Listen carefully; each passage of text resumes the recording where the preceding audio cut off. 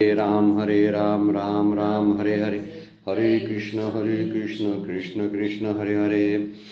ब्रह्मानन्दं परमसुखदं केवलं ज्ञानमूर्तिं द्वन्द्वातीतं गगनसदृशं तत्त्वमशादिलक्ष्यम् एकं नित्यं विमलं अचलं सर्वधी साक्षिभूतं भावातीतं त्रिगुणरहितं सद्गुरुं तं नमामि। नमामि सद्गुरु शान्तं सच्चिदानन्दविग्रहं पूर्णब्रह्मपरानन्ददिविशम् आनन्दीवल्लभं सद्गुरु सच्चिदानन्दं केवलं करुणाकरं ज्ञानयोगेश्वरं वन्दे ज्ञानदेवापनापना। अलङ्कापुरी पुण्यभूमि पवित्रतिते नादतो ज्ञानराजा सुपात्र तया आटविता महापुण्यराशी। नमस्कार माझा सद्गुरु ज्ञानेश्वराशी। सर्व संतांना वंदन, सद्गुरूंना वंदन, ज्ञानेश्वर माऊलींना वंदन, आपणा सर्व श्रोत्यांना वंदन करून आजच्या चिंतनाला आपण प्रारंभ करतोय। कालच्या चिंतनामध्ये 6व्या अध्यायातील 21 नंबरच्या गीतेच्या श्लोकावरच्या माऊलींचे जे 2 ओव्या होत्या त्याचं निरूपण आपण कालच्या चिंतनामध्ये पाहिलेलं आहे। आज आपण एक नवीन श्लोक सुरू करतोय, श्लोक क्रमांक 22 6व्या अध्यायातील, आणि त्या श्लोकावर असणारं 3 ओव्यांचं माऊलींचं निरूपण आहे। त्याचाही विचार थोडंसं आपण चिंतन करणार आहोत। यम लब्ध्वाच अपरम लाभम मन्यते नाधिकम तथा यस्मिन स्थितो न दुःखेन गुरुनापि विचालते यस्मिन स्थितो न दुःखेन गुरुनापि विचालते वर्णन केलेलं आहे।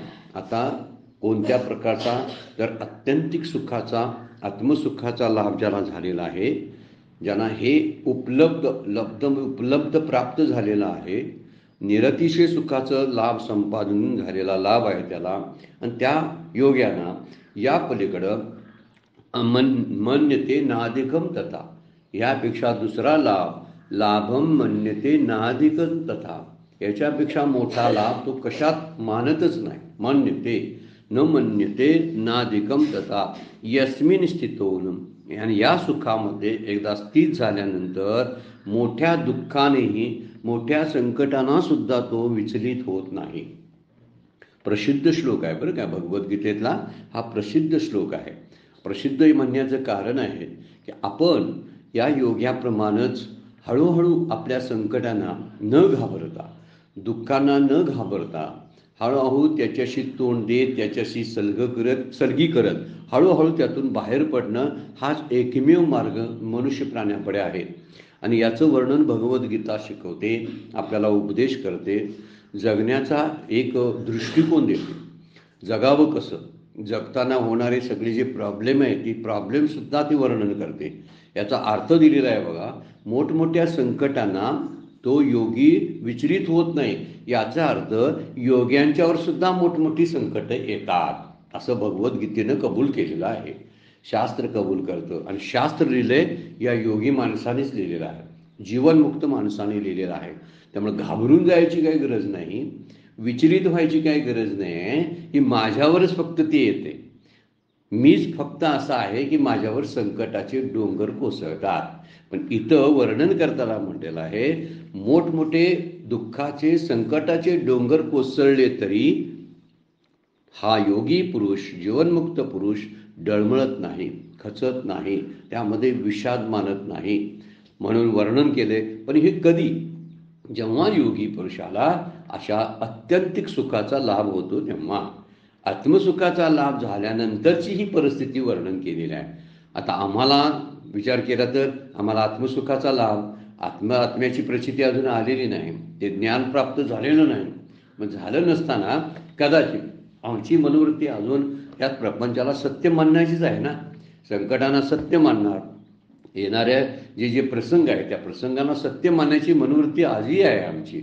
असो, पण हळूहळू या योग्यांच्या उदाहरणावरून आपणही योगी बनायला जायचं आहे। हळूहळू हा आदर्श केवढा शक्य होईल तेवढा मरेपर्यंत आपल्यात उतरण्याचा प्रयत्न करायचा आहे। आणि म्हणून इथं योग्यांचं फार मोठं श्रेष्ठ दर्जाचं उदाहरण भगवद्गीता देते, आणि आपल्याला दिलासा देत नाही, की दुःखाचं डोंगर जे आहेत किंवा संकट जे असतात या संकटांना संकट न मानता त्यातून बाहेर पडण्याचा मार्ग कोणता आहे हे बघणं सगळ्यात महत्त्वाची गोष्ट आहे. वर्णन करताना काल आपण जे विचार केला कालच्या चिंतनामध्ये ते आत्यंतिक सुखाबद्दलचं होतं. जेव्हा त्या सुखाची ओळख होते किंवा तो तत्ववेत्ता पुरुष जो आहे तो तत्ववेत्ता पुरुष अतिशय आत्मलाभासारखं जे मोठं सुख आहे त्या सुखामध्ये लोळत असतो. आता असा लोळणारा जो आत्मलाभ झालेला जो योगी आहे तो असं सुख प्राप्त ज्याला झालेला आहे त्याला तो इतर सुखांना कमी लेखतो. मन्यते नाधिकम तथा, ह्याच्यापेक्षा दुसरं मोठं सुखच नाही, त्यापेक्षा दुसरा अधिक लाभ तो मानित नाही. मन्यते नाधिकम तथा शब्द वापरलेला आहे, त्याचं मानतच नाही. ह्याच्यापेक्षा मोठा लाभ आहे असं त्याला वाटत नाही. कारण या सुखामध्ये स्थिर झाल्यानंतर त्याला संकटांची किंवा दुःखाची सुद्धा तमा राहत नाही.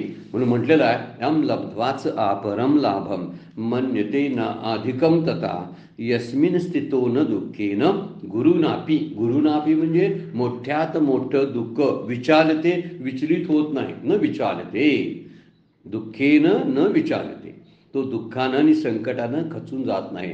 कारण अत्यंतिक सुखापेक्षा म्हणजे आत्मलाभापेक्षा अधिक सुख किंवा आनंद तो कशात आहे असं मानतच नाही.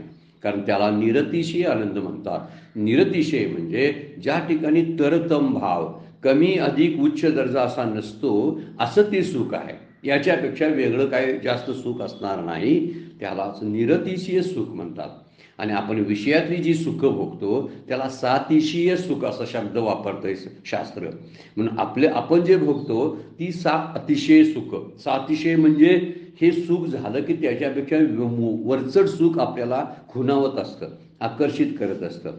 आपल्याकडे एक वाहन छोटंसं असेल तर मोठं वाहन घ्यावंसं वाटतं. घरामध्ये ज्या सुधारणा आहेत त्या सुधारणा आता अजून नाही अजून कराव्याशा वाटतात.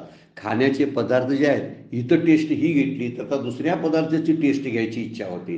ही सातिशीय सुखाची सगळी लक्षणं आहेत. पण निरतीय सुखामध्ये पोहणारा डुंबणारा जो आहे तो त्याचा आनंद जो बघतो त्याला त्याच्यापेक्षा वरचढ सुखच शिल्लक राहत नाही. आणि त्या वरचढ सुख शिल्लक नसल्यामुळं हाय ते सुख श्रेष्ठ दर्जाचं असल्यामुळं त्यामध्येच तो राहतो. कारण त्याला खालच्या सुखाचा विचारच नको असतो.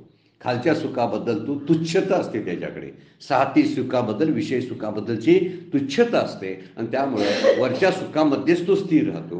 आणि अशा सुखामध्ये स्थिर झाल्यानंतर मग संकटाची तमा त्याला कशी बाळगावी लागेल. दुःखाचे डोंगर त्याच्यावरती आले तर तो त्याची तमा बाळगत नाही, त्याला विचारतच नाही आणि त्यामुळे विचलित होत नाही. माऊलीने त्याच्यावरती भाष्य करताना 1-2-3 ओव्या वापरलेल्या आहेत, त्याचा विचार आपण करूया. ओवी क्रमांक 369 बघायला लागलो आपण. मग मेरूपासुनी थोरे देह दुःखाचिनी डोंगरे दाटी जो पा पडिबरे चित्त न दटे.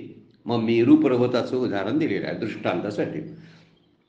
भगवद्गीता काय दृष्टांत द्यायच्या नादाला लागत नाही, कारण भगवद्गीतेला थोडक्यात मोठा आशय सांगायचा आहे आणि माऊलींना विस्तृतपणे हा झालेला आशय प्रकटपणाने सांगायचा आहे. म्हणून मेरू पर्वताचं उदाहरण माऊली देतात. मेरू पर्वतापेक्षा सुद्धा मेरूपासुनी थोरे मोठ्या दुःखाचे डोंगर ते दुःखाचिनी डोंगरे. देहावर जरी दुःखाचे डोंगर जरी पडले तरी दाटी जो पाप पडी भरे, त्याचा देह दडपला गेला तरी सुद्धा त्या भाराने चित्त त्याचं मात्र दडपलं जात नाही. चित्त न दटे, न दटे म्हणजे दडपलं जात नाही. दाटी जो म्हणजे जरी त्याला दुःखानं वेढलेला असला तरी सुद्धा त्याचं चित्त दडपलं जात नाही, म्हणजे त्याचं मनोबल खचत नाही. मनोबल खचायला मन तरी जागेवर असायला पाहिजे ना, हा मुद्दा त्यातला आहे. मनोबल केव्हा शब्द वापरतात, हा आपल्या व्यवहारातला शब्द आहे. पण जिथं जेव्हा निरतीय सुखाचा लाभ एखादा योगी भोगत असतो त्यावेळी त्या ठिकाणी मनोबल हा शब्दच लागू पडत नाही. त्याचं चित्त दडपलं जात नाही ह्या शब्दाचा अर्थ आहे त्या दुःखाखाली तो खचून जात नाही. म्हणून मेरू पर्वतापेक्षा मोठ्या दुःखाच्या डोंगराने त्याचा देह दडपला जात नाही. म्हणून मेरू पर्वतापेक्षा महान शारीरिक दुःखाचे डोंगर, शब्द काय वापरलाय, देह दुःखाचे डोंगरे. शारीरिक दुःखाचे डोंगर जरी कोसळले तरी त्याचं अंतःकरण त्या दुःखाच्या भाराने दडपले जात नाही. पडीभरे त्या भारानं न दटे दडपले जात नाही. म्हणजे जरी केवढाही मोठ्या अंतःकरणावर दुःख कोसळलं असलं, अंतःकरण खचून जात नाही. म्हणून या योगी पुरुषाचा विचार केला तर लक्षात येतं प्रकृतीशी असलेला संबंधच तुटलेला असतो. ज्याच्याशी संबंध येतो त्याच्यामुळेच दुःख होतात. आपण संसाराशी संबंध मानला म्हणून आपल्याला संसारापासूनची दुःख भोगावी लागतात.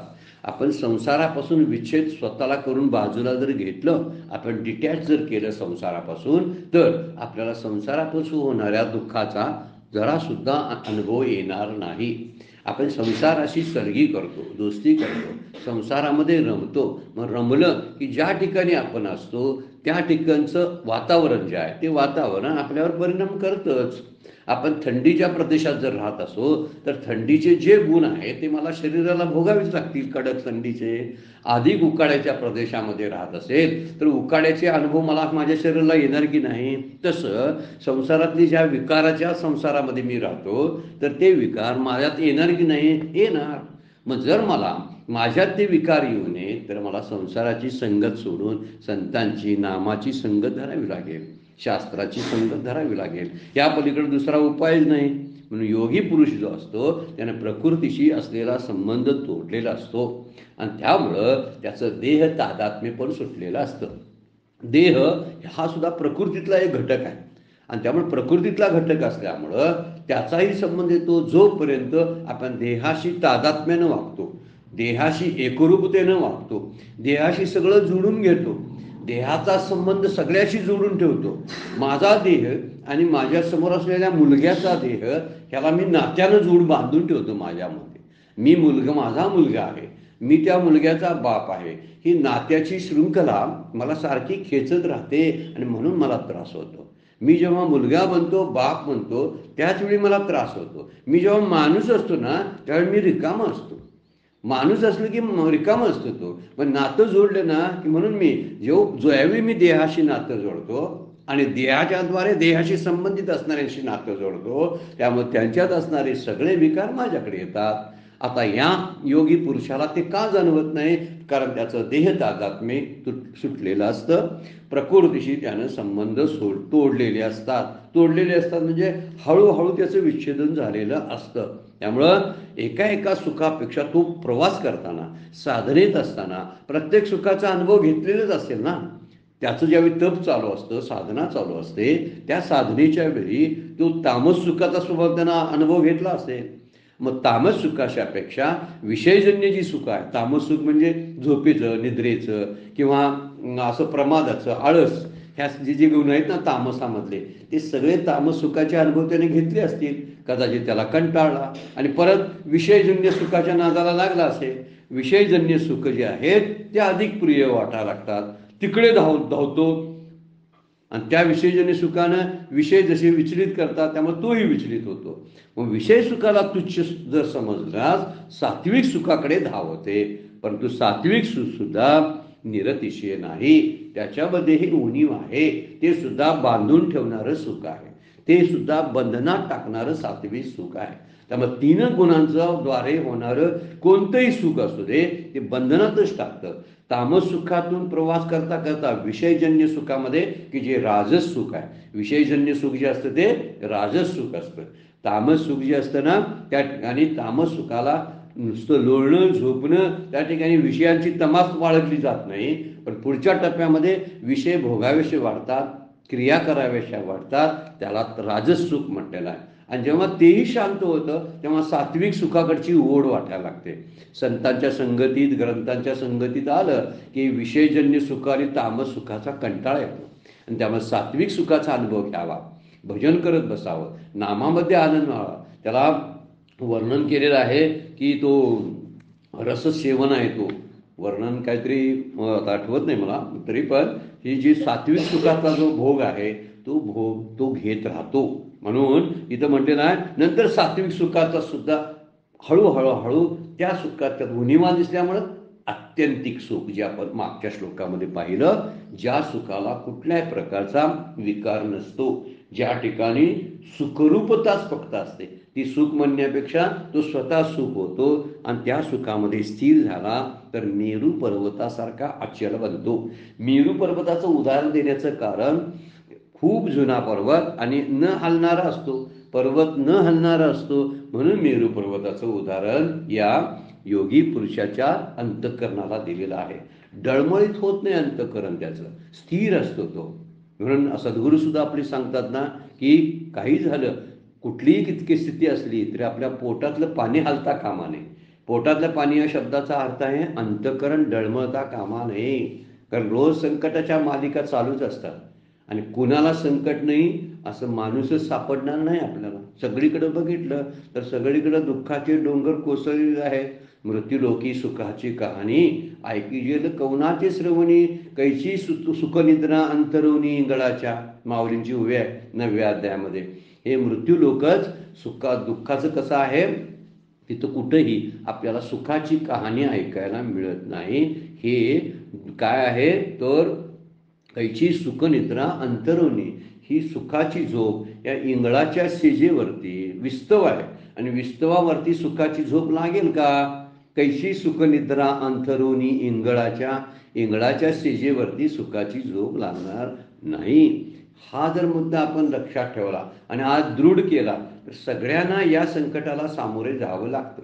काहींना मानसिक दुःख भोगावे लागतात, काहींना शारीरिक दुःख भोगावे लागतात आणि काहींना अचानकपणे, ती शारीरिकही नव्हे आणि मानसिकही नव्हे, त्याला तोही जबाबदार नाही, जगही जबाबदार नाही, अशी असणारी दुःख सुद्धा भोगावे लागतात. त्याला अधिदैविक दुःख ज्याला आपण म्हणतो, अशा अधिदैविक दुःखांनाही सामोरं जावं लागतं. आध्यात्मिक दुःख तर 5वीलाच पुजलेली आहेत, जी शरीराची दुःख आहेत ती. आणि भौतिक दुःख जे आहे ती जगापासून किंवा मानसिक दुःख होतं, ही सगळी दुःख सुद्धा आपल्याबरोबर सरचतच असतात. पण अशा स्थितीमध्ये आपण डळमळीत होतो. पण हा जो योगी पुरुष आहे तो खचून जात नाही, दडपला जात नाही. मेरूपासूनही थोरे, मेरू पर्वतापेक्षाही मोठे असू देत, मेरूपासूनही थोरे म्हणजे मेरू पर्वत आहेच की, मेरू पासूनही थोरे, देह दुःखाची डोंगरे, दाटी जो पडी भरे चित्त न दटे. पण स्वतः हरतच नाही, डुलत नाही. जसं एखादा दक्षिण वळता मारुता, असं मग वर्णन आहे 12व्या अध्यायामध्ये, की मेरू पर्वत जो असतो त्याला कुठनंही कसाही वारा आला तर त्याची तमा बाळगत नाही. त्यामुळं प्रत्येक सुखाला तो तुच्छ लेखत सातिशय सुखातून निरतिशय म्हणजे अत्यंतिक सुखामध्ये प्रवेश केल्यानंतर तिथं हलणं नसतं, तिथं स्थिर होणं असतं. आणि तिथं स्थिर झाल्यानंतर तो कोणत्याही दुःखाच्या प्रभावाखाली येत नाही, कुठल्याही विषयाच्या आकर्षणामध्ये गुंतत नाही, असा मुद्दा त्यामध्ये मांडलेला आहे. त्यामुळे निरतिशय सुखापेक्षा अन्य लाभ नाही. आणि त्या अनुभवातून तो शिकलेला असतो की तामस राजस सात्विक सुखातून तो शिकलेला असतो. तामस सुख कशी तुच्छ आहे, राजस सुख कसं तुच्छ आहे आणि सात्विक सुखाला सुद्धा काही मर्यादा आहे याची जाणीव त्यांना होते. आणि त्यामुळं तो निरतिशय सुखाचीच अभिलाषा ठेवतो आणि तिथं जाऊन स्थिर झाल्यानंतर तो हलत नाही. त्यामुळे छोट्या दुःखांचा परिणाम होतच नाही. सर्वसामान्य काही माणसं असतात बघा, निडर असतात, धैर्यशील असतात. धैर्यशील शब्दाचा अर्थ आहे धैर्यवान असतात. अशांना छोट्या छोट्या दुःखांचा तमा बाळगत नाही. काहीतरी कुठं ॲक्सिडेंट घडला, कुठं काय घडलं, घरात काहीतरी इकडं तिकडं काहीतरी तोटा झाला, पैशाचा व्यापाराचा तोटा झाला तर डळमळत नाही. पण मोठी एखादी गोष्ट झाली तर, एखादं तरुण मूलच आपलं असेल आणि तरुण मूल एखाद्या आईवडिलाचं एकुलतं मूल जर तरुण मुलगा किंवा मुलगी जर ती ॲक्सिडेंटमध्ये गेली तर मोठ्या दुःखाचा डोंगर असू शकतो.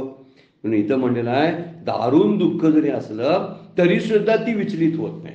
हा मुद्दा त्यातला आहे. जरी दारुण दुःख असलं तरी सुद्धा, म्हणजे संत गाडगे महाराजांच्या आयुष्यामध्ये सुद्धा त्यांचा मुलगा गेल्याची बातमी त्यांना कीर्तन सांगताना आली होती. त्यावेळी ते कीर्तन करत होते. पण कीर्तन झाल्यावर म्हटले ठीक आहे आता वारलायच ना, आता कीर्तन बंद करून जायची काय गरज आहे, कीर्तन संपल्यानंतर आपण जाऊया. केवढा धीर असेल बघा, केवढं धैर्य त्यांच्याकडे असेल. आणि हे धैर्य यायला निरतीय सुखाचीच ओळख व्हावी लागते. या सातिशय सुखामध्ये डळमळ असते, विचलित होणं असतं, सारखं इकडं तिकडं डळमळीत होणं असतं. कारण विषय सारखे आपल्याला हलवत असतात. पण विषयापासून ज्यानं पाय बाहेर काढला आणि पलीकडच्या सुखामध्ये म्हणजे तामसातून राजसामध्ये, राजसातून सात्विक सुखामध्ये आणि सात्विक सुखातून निरतिशय सुखामध्ये, आत्यंतिक सुखामध्ये ज्यावेळी जातो त्यावेळी तिथं हलणं दुलणं काही नसतं, तिथं कमी जास्तपणा काही नसतो. त्यामुळे इथं म्हणलेलं आहे छोट्या दुःखात तर त्याचा परिणाम होणारच नाही, पण दारुण दुःख, डोंगरा एवढा शब्द वापरलेला आहे. मेरूपासून थोरे म्हणजे मेरू पर्वतापेक्षाही मोठ्या दुःखाच्या डोंगराने त्याचा देह दडपला जात नाही. त्यामुळे दुःखाचा अनुभव त्याला माहिती आहे. दुःखाचा अनुभव जर विचार केला तर चित्ताशी संबंधित असतो. मला दुःख होतं ते कशाला होतंय तर शरीराला नाही. आता विचार केला तर आपण म्हणतो ते शरीराला जखम झाली तर शरीराला दुःख होत नाही का? होतंय. समजा आपण तिथं भूल दिली, एखाद्या जागेला भूल दिली तर शरीराचं दुःख जाणवते काय? बघा, नाही जाणवत. याचा अर्थ शरीराला दुःख होत नाही, त्या संवेदना शरीर मनापर्यंत घेऊन जातं, अंतःकरणापर्यंत, आणि मग आपल्याला दुःखाचा अनुभव येत असतो. आणि दुःखाचा अनुभव हा चित्ताचा आहे. आणि तर योग्याचं ह्या चित्त तरी कसं झालेलं असतं? निर्विकल्प झालेलं असतं. त्यामुळे दुःखाची जाणीवच होत नाही त्याला. निर्विकल्प स्थितीमध्ये कुठल्या प्रकारची भावना आणि इच्छा शिल्लक राहिल्या नसल्यामुळं त्याला दुःखाची जाणीव असं होऊ नये असं तो म्हणत नाही, आणि असं व्हावं अशी त्याची इच्छा नसते. त्यालाच निरतिशय सुख म्हटलेलं आहे. तिथं प्रिय आणि अप्रिय आणि आवड आणि नावड या दोन्ही गोष्टी गेलेल्या असतात, म्हणून तो शांत होतो. शांत व्हायला कारण ती गोष्ट आहे, आमच्या आवडीनिवडी आहेत म्हणून मला हे मिळालं तर हे मला नकोसं वाटतं, दुसरं मला पाहिजे वाटतं, ते दुसरंही मिळालं तर तिसरं चौथं मला पाहिजे वाटतं, आणि म्हणून आणि यांना त्यांची आवड नावड सगळी निघून गेलेली असते.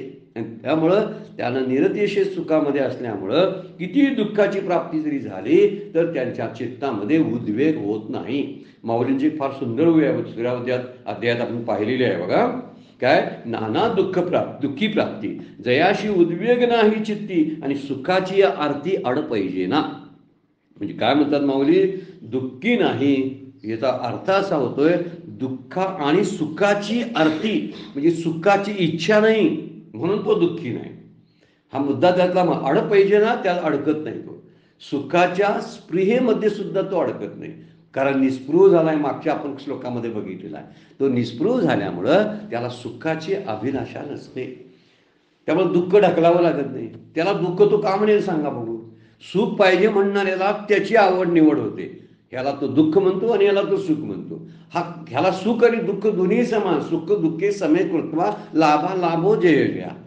याच्यावर वर्णन दुसऱ्या अध्यायामध्ये भगवद्गीता करते की सुखी संतोष न यावे, दुःखी विषादा न भजावे, लाभ लाभ न धरावे मनामध्ये. माऊलीने त्याच्यावरती भाष्य केलेलं आहे. अशा स्थितीमध्ये तो गेलेला असतो. त्यामुळे नाना दुःखी प्राप्ती जयाशी उद्विग्न नाही चित्ती आणि सुखाची या आरती अडपैजना. दुसऱ्या अध्यायातील 294 नंबरची उभी आहे. आपल्याला अधिक पाहिजे असेल तर तुम्ही ती मागच्या वेळेचं चिंतन बघू शकता. तर त्यामध्ये दुःखी तो होत नाही कारण सुखाची इच्छा नाही. मुख्य गोष्ट तीच आहे, मला मानाची इच्छा असते आणि म्हणून माझा अपमान होतो. मला सुखाची इच्छा असते म्हणून मला दुःख वाट्याला येतं. कारण दुःख नको असतं म्हणजे काय पाहिजे असतं? सुख पाहिजे असतं. सुख पाहिजे असतं म्हणून उलटं जर झालं, प्रतिकूल परिस्थिती निर्माण झाली तर त्याला लेबल लावतो मी, याला दुःख. कोण लेबल लावतं? मी स्वतः लावतो. त्यामुळे जीवनमुक्त पुरुष तशी लेबल लावत नाहीत. त्यामुळे त्यांना सुख दुःख समान वाटतात. म्हणजे असं म्हणत नाही मी सुखाला आणि दुःखाला समान मानतो. जे आहे ते त्याच्यासाठी योग्यच असतं, कारण त्याच्यात त्याचं चित्त गुंतलेलं नसतं, कारण त्याचं चित्त आत्मस्वरूपाशी एकरूप झालेलं असतं. हा मुद्दा त्यातला आहे. जर चित्त प्रपंचाशी आणि प्रकृतीशी जोडलेलं असेल तर प्रकृतीत आणि प्रपंचातून येणाऱ्या दुःखाला सामोरं जावं लागणार. बरं, जर चित्त जर आत्मस्वरूपाशी एकरूप झालेलं असेल तर आत्मस्वरूपाच्या ठिकाणी सच्चिद आनंदाशिवाय दुसरं काही नाहीच. मग तिथं आनंदाचाच ठेवा आहे. आनंदाच्या डोहात जर तो तरंगत असेल तर त्याला दुःखाचे तरंग वाटणारा येतील का? नाही, तर आनंदाचेच तरंग येणार आहेत. आनंदाच्याच तरंगामध्ये आनंदाच्याच डोहामध्ये तो वावरत असतो. म्हणून जीवनमुक्त पुरुषाचं जे आहे ते आत्मसुख जे आहे ते सर्वश्रेष्ठ आहे. त्यामुळे तो सर्व संकटामध्ये शांत राहतो. हलत नाही, डुलत नाही, कारण त्याचा एक निश्चय झालेला असतो. आणि निश्चय एकदा झाला म्हणजे बुद्धीनं निश्चय केलेला असतो की काय, की हा संसार मिथ्या आहे, प्रपंचातली दुःख मिथ्या आहेत, सुख विषयातली सुख सातिशीय आहेत, ती अनित्य आहेत, एवढं सगळं त्याच्या निश्चयापर्यंत आलेलं असतं. आम्ही फक्त हे बोलतो बरं काय, आपण म्हणतो की विषयातलं सुख अनित्य आहे, अनित्य आहे असं बोलतो, पण विषय जेव्हा पुढे येतो तेव्हा त्याला नित्य मानूनच आपण स्वीकार करतो. आपलं उदाहरण घ्यावं ना, तुमचं आमचं उदाहरण जर घ्यायचं झालं तर विषया सुखामध्ये असताना मी विषयाचं सेवन एवढं आकर्षित व्हायला लागलो, ह्यावेळी त्याचं सुद्धा भान त्यावेळी त्याच्याकडे नसतं. अशावेळी तो सुखाचा अनुभव घेत असतो. बरं म्हणताना मात्र म्हणतो काय सगळी विषय सुख आहेत, अनित्य आहेत, दुःखरूप आहेत, मिथ्या आहेत. बोलण्यापुरतं ठीक आहे, जीवनमुक्त पुरुष बोलतही नाही, पण तो अनुभवत असतो. त्यामुळं त्याचा एक निश्चय झालेला आहे की साप नाही, दोरीच आहे. हे कळल्यावर त्याला सापाची, त्या दोरीची भीती वाटेल का? मुद्दा साधा आहे, ही वेदांतानं दिलेला दृष्टांत आहे. कसलाचा? रज्जू सर्पाचा. जर ती रज्जूच आहे तर तो साप म्हणून का घाबरेल सांगा? आज अजून आमची खात्री झालेली नाही, सापच असेल काय, का दोरीच असेल काय, मला दिसत नाही काय, कुणाला बोलवावं काय, खरंच खबरदारी म्हणून काठीजवळ बाळगावी काय, या सगळ्या कल्पना माझ्या आहेत बरं काय. जीवनमुक्त पुरुषाचा निश्चय असतो आणि मी कल्पनेमध्ये वावरत असतो. त्यामुळं या कल्पनेतून येणारं जे दुःख आहे ते मला भोगावं लागतं. जीवनमुक्त पुरुष मात्र डळमळत नाही. मेरू पर्वतापेक्षा सुद्धा मोठी दुःख, डोंगर जरी दुःखाचा देहावरती कोसळला तरी त्या देह दुःखाने ते खचत नाही, कारण साप नाहीच म्हणतात, ते दोरीच आहे. मग भीती कशाची व्हावी? म्हणजे ज्याला खऱ्या पाण्याच्या डोहात जो आंघोळ करतो आहे त्याला मृगजळ आकर्षित करेल का, असा प्रश्न आपल्याला कोण शास्त्र विचारते.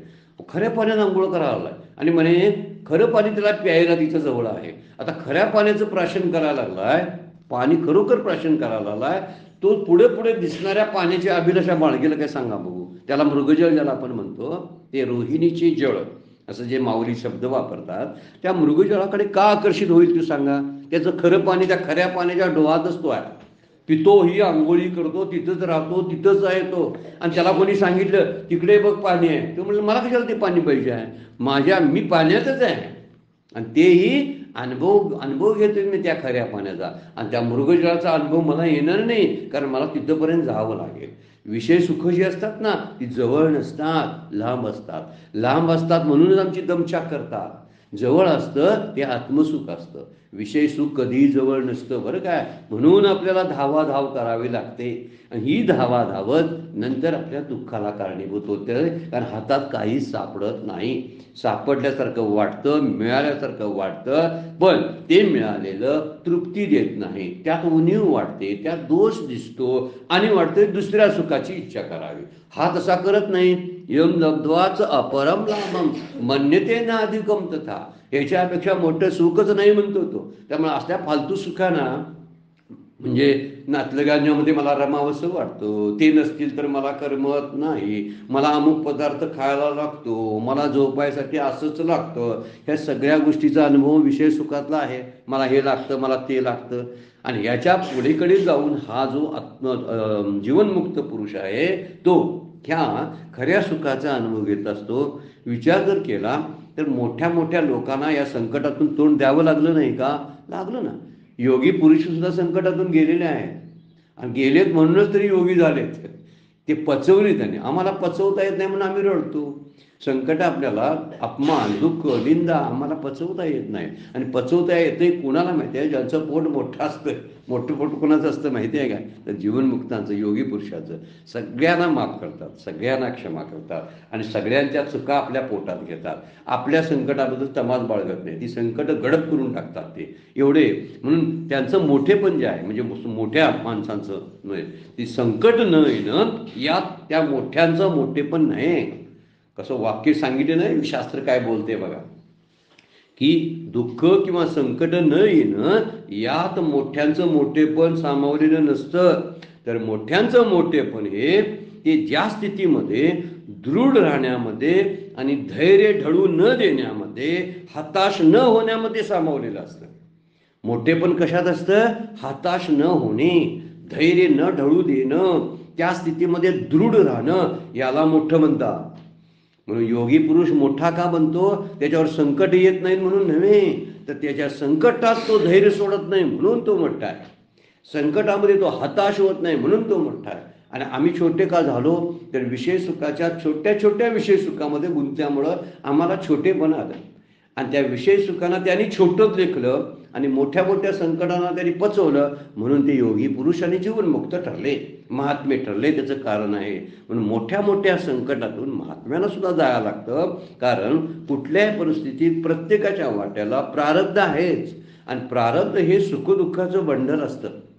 इथं काय असतं? थोडी सुख थोडी दुःख याचं सरमिसळ केलेलं असतं. कारण पाप पुण्याचं गाठोड आहे ना ती देह म्हणजे. त्यामुळे कुणीही सगळेच लोक पापी आहेत आणि सगळेच लोक पुण्यवान आहेत. कसा अर्थ आहे केलेला आहे? पुण्य आणि पाप सगळ्याच जीवाकडे आहे. नरदेह ज्यानं धारण केलंय ना त्याच्याकडे पाप आणि पुण्य आहेतच. पण पाप पुण्य जरी असले तरी ह्यांच्याकडेही असणार. मग आणि ह्यांना पण नरदेह त्यांनी धारण केला योगी पुरुषाने. मग त्यांच्याकडे सुख दुःख नाहीत का? आहे.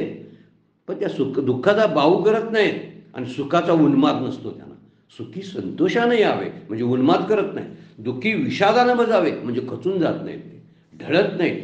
त्यांचं धैर्य कधी खचत नाही.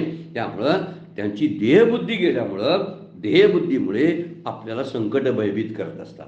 मला जी भीती वाटते ना माझा देह जाण्याची, देह माझा आजारी पडण्याची, किंवा मला खायला मिळते की नाही, याच देहाला खायला मिळते की नाही कुणाला माहिती, या देहाला औषध पाणी मिळते का नाही कुणाला माहिती.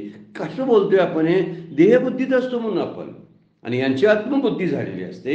आणि त्यामुळं देहातून बाहेर पडल्यामुळं देहावशी असणारे सगळे विकार ते बाजूलाच राहतात, देहाशी मर्यादित राहतात. आणि हा त्यातून बाहेर पडलेला असतो देहातून. त्यामुळं देह तादात्म्य हेच दुःखाचं मूळ कारण आहे. त्यामुळे आपण काय करावं? देहामध्ये आपण एक शरीर म्हणून राहू नये, तर शरीरात राहावं. संतांचं वचन आहे. मोठा एक महात्म्याचं वर्णन सांगताना let's not live as a body, let's live through the body. म्हणजे शरीराच्या द्वारे जगा, शरीरात जगू नका. नॉट लिव्ह म्हणजे शरीर म्हणून जगू नका, शरीर म्हणून जगू नका, शरीराच्या द्वारे जगा. Let's not live as a mind, मन म्हणून जगू नका. Let's live through the mind म्हणजे मनाच्या कर्वे जगा. Let's live through the mind म्हणजे हा प्रश्न वेगळा बरोबर. मनामध्ये आपण राहिलो ना, मन म्हणून जगायला लागलो ना, मनाची सुख दुःख मला चिकटली. देह म्हणून मी जगायला लागलो, मी देह आहे असं समजून जर जगायला लागलो तर देहाचे सगळे विकार मला त्या भोगावेच लागतात. आणि इथं जरी वर्णन केलं की जगताना ते साधन म्हणून वापरा. काय? मनाला साधन म्हणून वापरा, आपणच मन म्हणू नका. देहाला साधन म्हणून वापरा, आपणच देह म्हणू नका. आपणच देह म्हणल्यामुळं आपण त्या दुःखाशी एकरूप होतो ना, देहाच्या दुःखाशी. आणि त्यामुळं छोटी छोटी दुःख सुद्धा मोठी वाटा लागतात. मग मोठ्या दुःखांचा तरी विचारच नको. काही माणसं केवढी अशी फ्रस्ट्रेशनमध्ये जात असतात की इतकं काही आत्महत्यापर्यंत जात असतात ना. बरं हे एवढं झालं म्हणजे आपलं आयुष्य संपले की काय? एखादं दार बंद झालं की त्यावेळी लक्षात ठेवलं पाहिजे की दुसरी 4 दारं उघडणार आहेत म्हणून ते दार बंद झाले आपल्यासाठी. हा विचार ज्याला सुचला ना, एक म्हणजे परमेश्वर म्हणतो किती प्रयत्न केले तरी एखादी गोष्ट आपल्याला जर यशस्वी होत नसेल तर समजायचं की माझं यश आहे ते दुसरीकडे आहे, इथं नाही.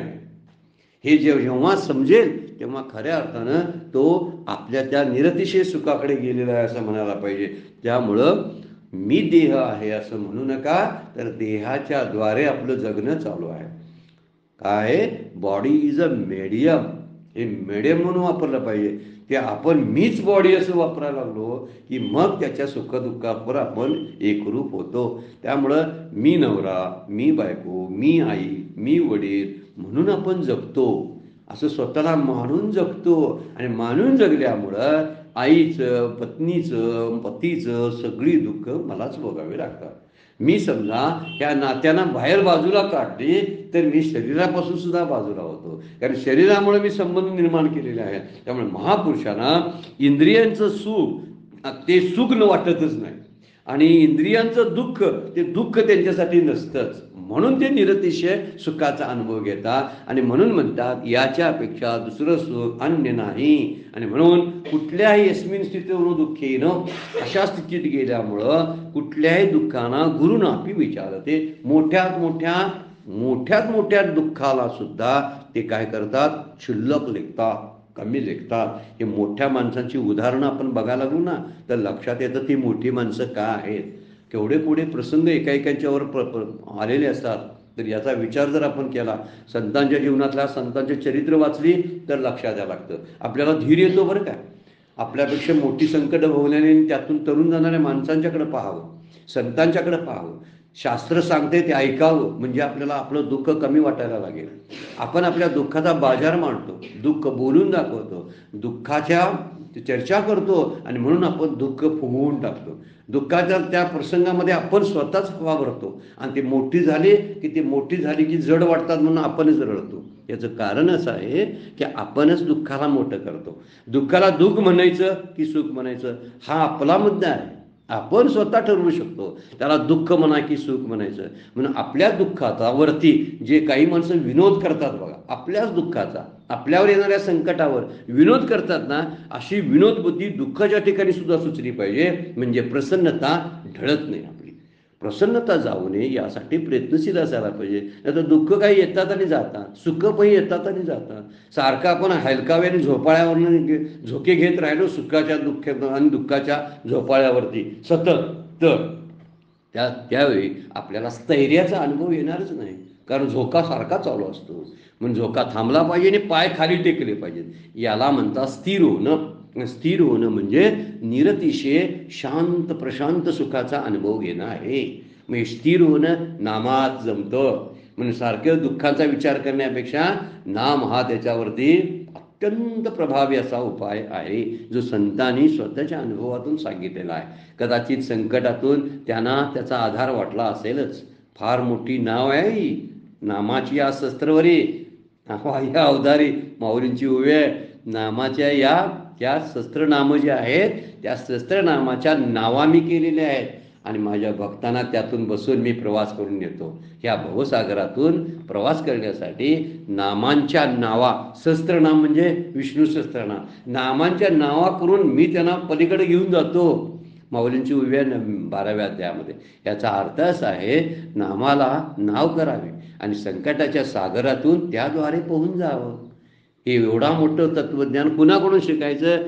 ज्यांनी हे जीवनमुक्त पुरुष डळमळत का नाहीत, तर त्यांच्यात आतमध्ये स्थैर्य प्राप्त झालेलं असतं. दुःखांना मिथ्या समजलेलं आहे त्यांनी आणि सुखांना पण मिथ्या समजतात. आम्ही तेवढं दुःखांना मिथ्या समजेल किंवा सुखांना मिथ्या समजेल. सुखदुःख मिथ्या वाटायला लागतील ना, त्यावेळी मधला जो भाग आहे ना तो डळमळायचा नाही, शांत राहण्याचा. मग शांत स्थितीचा जर आपल्याला अनुभव घ्यायचा असेल तर संतांच्या चरित्रातून तुकोबा, ज्ञानोबा यांनी केवढ्या मोठ्या प्रसंगातून गेले आणि अवघाचा संसार सुखाचा करीनं आनंदे भरीनं तिन्ही लोकांनी अवहेलना केली तुकोबांची, लोकांनी मारझोड केली, त्यांच्यावर खूप आरोप केले.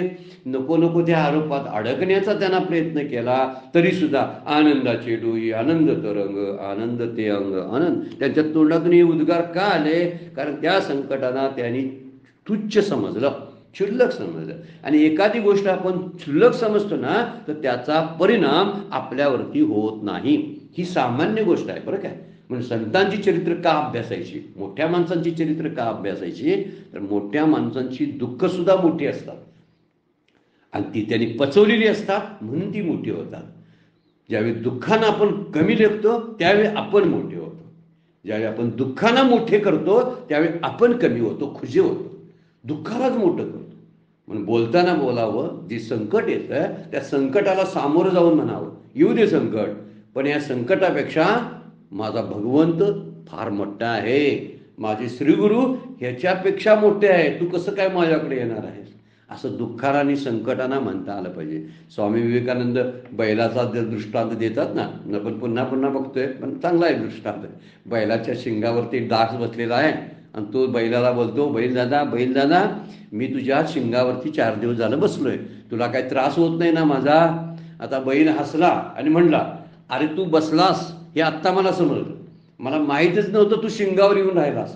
तूच का, तुझे सगळं कुटुंब येऊन जरी माझ्या शिंगावर मुक्काम करायला लागलं, माझी काहीही तक्रार नाही. असं स्वामी विवेकानंद म्हणतात. असं आपल्या दुःखांना बोलता येईल काय आपल्याला? या दुःखानं एकटं का आला, तुमच्या मुलाबाळांना घेऊन या, कारण मी घाबरत नाही, यांना मी दुःख मानतच नाही. हे माझ्या एका अंशावर दुःखाचा मला अनुभवच येत नाही, कारण मी निरतिशय अशा डोहामध्ये. आणि तुम्ही काठावर येऊन बसणार आहे, बसा ना. त्या अतिशय सुख दुःखाच्या काठावर येऊन बसला, मी निरतिशयच्या डोहामध्ये आतमध्ये आहे, मला त्या काठावरल्या दुःखाचा अनुभव यायचा संबंधच काय आहे, असा तो बोलतो. जसा बैल बोलतो ना दासाशी, तसं आपण दुःखांशी आणि संकटाशी बोलावं. म्हणजे संकटाला सामोरे जाण्याची एक प्रकारची हिंमत आपल्यामध्ये येत असते. कारण ज्या ज्यावेळी असे प्रसंग येत असतात, त्यावेळी समस्या आणि प्रश्न, जेव्हा एखादा प्रश्न सुटत नाही, त्यावेळी तो प्रश्न सोडून देण्यामध्येच त्या चांगली गोष्ट आहे. प्रश्न सोडवण्यापेक्षा जो सुटतच नाही ना, तो सोडून द्यावा. सोडून देणं म्हणजे मनातूनच करून टाकावा. कशाला ते प्रश्न घेऊन बसायचं डोक्यावर ओझं त्याचं. म्हणून आपण अशा प्रश्नांचं आणि समस्यांचं ओझं, संकटाचं ओझं घेऊन वावरतो, लोकांना त्याच्याबद्दलचं सांगत बसतो आणि वाढवत राहतो. आणि म्हणून संकटाला रोज सामोरं जावं लागतं. ही माणसं मात्र दुःखामध्ये डळमळत नाहीत. फार सुंदर विचार दिलेला आहे आणि आपल्या जीवनाशी संबंधित आहे. वेळ संपलेला आहे, आपल्याला थांबावं लागतंय. आजचं चिंतन श्री गुरूंच्या चरणी, ज्ञानेश्वर माऊलींच्या चरणी अर्पण करून विराम घेऊया. पुंडलिक वरदारी विठ्ठल श्री ज्ञानदेव तुकाराम.